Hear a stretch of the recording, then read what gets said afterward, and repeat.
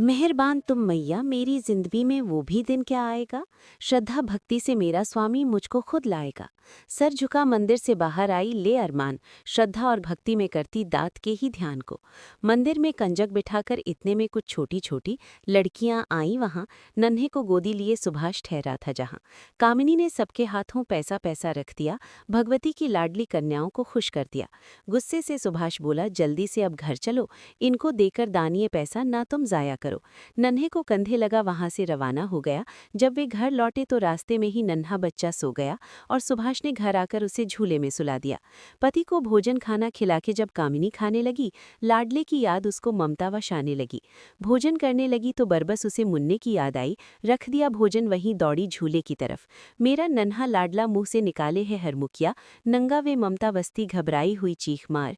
देखिए वो आंख पथराई हुई पीट कर बोली, ये हाय कैसा धोखा हो गया, मेरा नन्हा मौत की गोद में क्यों सो गया। आ गया सुभाष भी रोता हुआ तकदीर को, कर सका न सहन हाय हृदय की इस पीर को। रात को बाराते था सन्नाटा सा छा आया, ये मुसीबत देखकर सुभाष भी घबरा गया।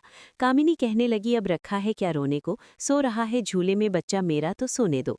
मुन्नी को मुन्नी की मौत का यकीन न हुआ। वो जानती थी कि माँ ऐसा कभी नहीं कर सकती। उसके पति के अभिमान का सिला मेरे नन्हे बच्चे को कैसे दे सकती है। ये मेरी माँ, आज तक पूजा है मैंने माता की तस्वीर को, छीन सकती ही नहीं माँ मुझसे लकड़े वीर को। झूले पे रख बच्चे के मुंह को चूमकर फाड़ आंखें देखती थी इधर उधर वो घूमकर। आह भरकर कामिनी ने रोते रोते ये कहा, मैया मेरे नन्हे को ले जा रही हो तुम कहाँ। जगजननी मैया मेरी गोद को खाली न कर, दोष को कर दे क्षमा और दया करो कुछ दास पर। दर्शन न करने दिए इस हार के अभिमान ने, कुछ गुनाह तेरा किया न इसकी नन्ही जान ने। छीन लो सब कुछ ये धन दौलत मेरा दाती मगर, मुझसे न छीनो ये मेरा लखते जिगर। कामिनी और सुभाष सारी रात अपने नन्हे की लाश को देख देख कर रोते रहे। भोर होने लगी, अष्टमी का दिन आ गया और एक कन्या कामिनी के घर आकर कंजका बैठाने के लिए कहने लगी, मेरा आंखों का उजाला छीन कर अंधा न कर, दीपक के बिना हो जाएगा सूना घर। रो रहे कि देख झूले में पड़ी उस लाश को, चमन वो पा लेता माँ सब कुछ जिसे तेरा विश्वास। रोते रोते रात बीती और जब दिन ये चढ़ गया, कामिनी ने देखा रंग बच्चे का नीला पड़ गया। जिस्म था अकड़ा हुआ, सब अंग ठंडे ठार थे। पति पत्नी रो रहे बैठे हुए जार जार थे। अष्टमी का दिन था, बच्चे शोरगुल करने लगे, थालियां हाथों में लेकर घर से घर फिरने लगे। छोटी छोटी कन्याओं ने पहने थे कपड़े नए, लोग अपने घरों में थे शक्ति पूजन कर रहे। जोत घर जल रही थी, होता जय जयकार था। कामिनी के घर मगर छाया हुआ अंधकार था। लाश झूली में थी, माँ रोके थी घबरा रही। इतने में एक नन्ही कन्या दौड़ती वहां आ गई और कहा, मासी जी तुम कब जोत घर में जगाओगी, कंजका लेने के लिए तुम कब मुझे बुलवाओगी।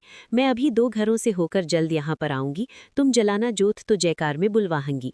थी पड़ोसन की वो लड़की, कामिनी ने प्यार से देखा, लड़की की तरफ बोली उसे पुचकार के, भगवती ही जाने क्या किस्मत का मेरी फेर है, क्या जलाऊं जोत मेरे घर हुआ अंधेर है।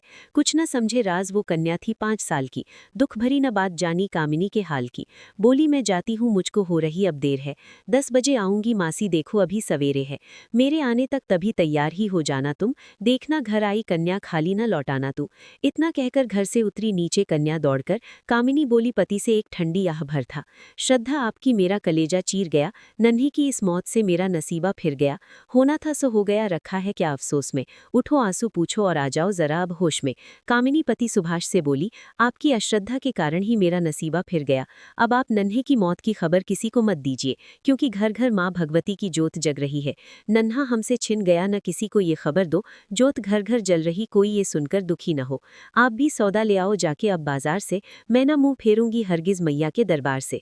टाल कर कपड़ा मेरे नन्हे का मुखड़ा मोड़ दो, दिल करो मजबूत अब ममता का बंधन तोड़ दो। रूठा है नन्हा तो रूठे दाती न रूठे मगर, जोत दादी की जलाऊंगा अब करके सवर। सीने पर पत्थर धरा सुभाष ने परेशान हो, कामिनी को ला दिया सब पूजा के सामान को। चेहरे पर थी झूठी हंसी, दिल मगर गमगीन था, गिड़गिड़ा कर रो रहा सुभाष अति ही दीन था। एक तरफ में नन्ही लाश, दूसरी तरफ दोनों पति पत्नी माँ की जोत जगह कंजका के चरणों को धुला, तिलक लगाई, ये सारा विधि विधान कर रहे थे। कांपते हाथों से देखो जब जलाई जोत वो, भगवती ने जोत में देखो मिलाई जोत वो। 10 बजे बोला जयकारा, कन्या दौड़ी आ गई, खुशी में हंसती हुई बैठी वो यूं कहने लगी, लाओ मेरे सामने जो रखनी है भेंटा धरो, मैंने औरों के भी घर जाना है, अब जल्दी करो।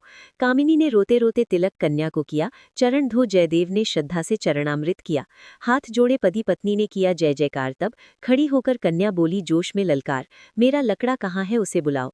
इतना सुन कामिनी रो रो गिड़गिड़ाने लगी, माँ के चरणों में गिरकर कहने लगी, माँ तेरा बच्चा तो इस दुनिया में रहा ही नहीं, वो तो इस दुनिया से चला गया है। माँ कहाँ है मेरा लकड़ा, है क्यों अभी आया नहीं, मुझको बुलवाया है तो क्यों उसको बुलवाया नहीं। इतना सुनकर कामिनी के हृदय में ममता बढ़ी, कन्या के चरणों में माता माता कह के गिर पड़ी। लकड़ा तेरा भवानी गोद खाली कर गया, माँ मैं सच कहती हूँ तेरा नन्हा बच्चा मर गया। इतना सुनकर हंस पड़ी दाती, कहाँ उन दोनों को, मुझ पे निश्चय रख के मेरे बच्चे को आवाज दो। चीख कर दोनों चिल्लाए, नन्हे बेटे आओ आओ, माँ बुलाती है तुम्हें, चरणों में आकर सर झुकाओ। भगवती की दया देखो फिर नसीबा जग गया, कामिनी के सीने से आकर के बच्चा लग गया। आप जानते हैं माँ कामिनी भक्ति से पूर्णतः संतुष्ट नहीं थी और ना ही वो बच्चे की जान लेना चाहती थी, वो तो केवल सुभाष की परीक्षा लेकर उसके अंदर भक्ति जगाना चाहती थी। बेटा पाने की खुशी ऐचमन हो कैसे बयान, घर बसाकर भगवती झट हो गई अंतर्दया। कौन कहता है कि मैया कष्ट मिटाती नहीं, कौन कहता आवाज सुनाती नहीं। बेटे ही श्रद्धा से ना